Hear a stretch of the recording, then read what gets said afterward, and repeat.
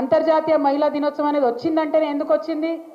ఒకటే కంపెనీలా ఒక మొగాయన పనిచేస్తుంటారు, ఒక లేడీ పనిచేస్తుంటారు, కానీ ఇద్దరికి సమాన జీతం ఇయ్యరు, ఇద్దరికి సమానంగా పని గంటలు ఉండవు. దానికోసం లొల్లి బయలుదేరింది ఎక్కడ? అమెరికాలో చాలా ఏండ్ల కిందట. ఆ లొల్లి బయలుదేరి ఇద్దరికి సమాన వేతనం ఇవ్వాలనేటటువంటి గొడవ దగ్గర నుండి అన్నిట్లో మరి మహిళలకు సమానత్వం రావాలనేటటువంటి ఒక చైతన్యం మనందరికి కూడా వచ్చింది.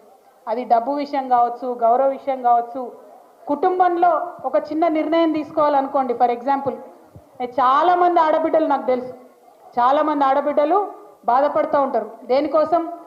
ఒకవేళ నా కడుపున ఒక కాయ కాస్తే ఆ బిడ్డకు ఏం పేరు పెట్టుకోవాలనేటటువంటి అధికారం చాలా ఇండ్లలో ఆడవాళ్ళకు ఉండదు.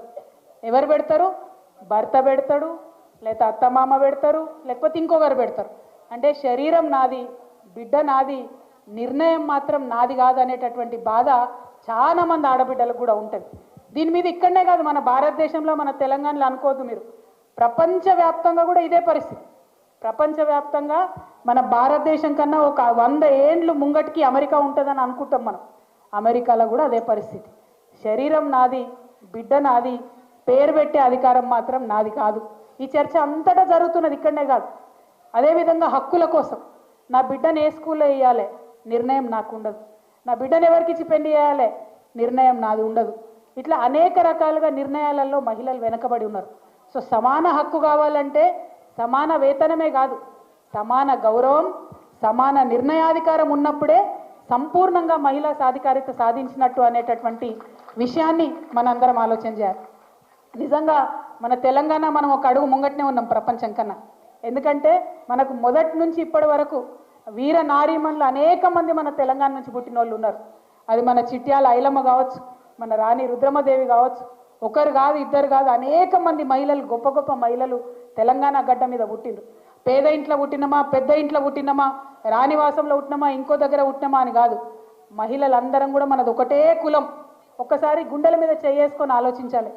ఏ కులంలో పుట్టిన ఆడబిడ్డ అయినా, గొప్ప ఇంట్లో పుట్టిన ఆడబిడ్డ అయినా, పేద ఇంట్లో పుట్టిన ఆడబిడ్డ అయినా, ఆ ఇంట్లో ద్వితీయ శ్రేణి పౌరురాలుగా మాత్రమే ఉంటుంది. అవునా కాదు? అంతేనా? నిర్ణయాధికారం ఎవరికైనా కూడా వారి చేతిలో ఉండదు. అందుకే ఇవాళ నేను చెప్తున్నా, మహిళలందరం కూడా ఒకటే కులం, మన కులం మొత్తం లేదు. మహిళల ఐక్యత సాధించాలనేటటువంటి మాట అందుకోసమే మాట్లాడుతోంది.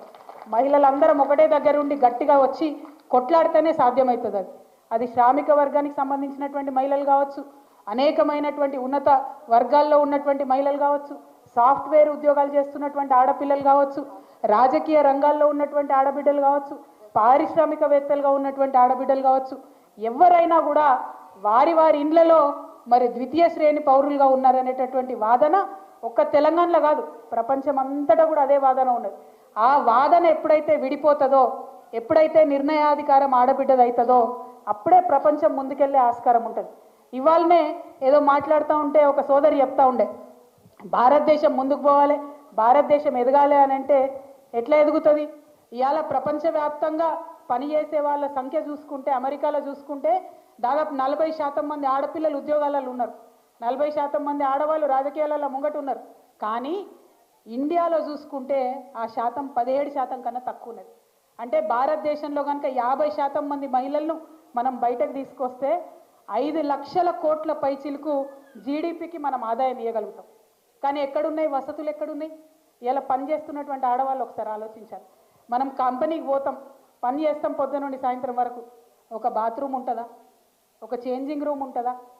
మనకు పీరియడ్స్ వస్తాయి, మార్చుకోవాలంటే అవకాశం ఉంటుందా? ఇవాళ పార్టీలలో తిరుగుతాం, రాజకీయాలలో తిరుగుతాం, ఏ ఒక్క నాయకుడన్నా మనల్ని అడుగుతాడా మీరు ఎట్లున్నారు, ఎక్కడ పోతున్నారు, తింటున్నారా, ఉంటున్నారా అని? అడగరు. అంటే ఈ సోయి ఎప్పుడైతే వస్తుందో అప్పుడే మనం ఎదుగుతాం. కేసీఆర్ గారు లాంటి నాయకులు ఉన్నటువంటి పార్టీలలో ఏం జరుగుతుందంటే, పాలనలో ప్రతిదానికి మహిళను కూడా సెంట్రిక్గా చేసుకొని పరిపాలన చేసినాం మనం. అది ఏ పథకం అన్నది కాదు, అది అల్టిమేట్గా మహిళకు చెందాలి, మహిళ బాగుండాలని చేసినాం. కానీ ఆ సోయి ఎంతమంది నాయకులకు ఉంటుంది? ఆ సోయి ఎంతమంది లీడర్లకు ఉంటుంది? మీరు ఒక్కసారి ఆలోచన చేయాలి. ఇవాళ చిన్న పిల్లలు, స్కూల్ పిల్లలు ఉన్నారు, ఆడపిల్లలు ఉన్నారు. చాలా మంది మండల కేంద్రాలలో ఉన్న ఆడపిల్లలు డిగ్రీ కోసము జిల్లా కేంద్రానికి పోవాలంటే భయపడతారు. ఎందుకోసం భయపడతారు? టైంకు బస్సు దొరకదు. మనం పోయే టైంకు, కాలేజీ ఇచ్చే టైంకి బస్సు ఉంటుందా ఉండదా తెలియదు. బస్సు ఉంది పోదామంటే ఆడ లంచ్కి దొరుకుతుందా దొరకదు తెలియదు. బాత్రూమ్ ఉంటుందో ఉండదో తెలియదు. ఇవన్నీ చిన్న సమస్యలు అనిపిస్తాయి చెప్తే, కానీ అనుభవిస్తే తెలుస్తుంది ఆ బాధ ఎంత ఉంటుందో.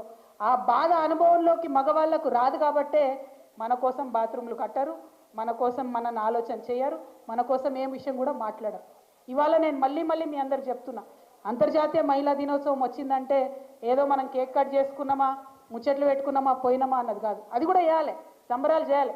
ఎందుకంటే ఇవాళ భూగర్భ గనులలోకి దిగేటటువంటి ఆడబిడ్డల నుంచి అంతరిక్షంలో ఎగిరే ఆడబిడ్డల దాకా కూడా మనం ఎదిగినాం. కానీ అయినా అడుగడుగున అవాంతరాలే ఉన్నాయి.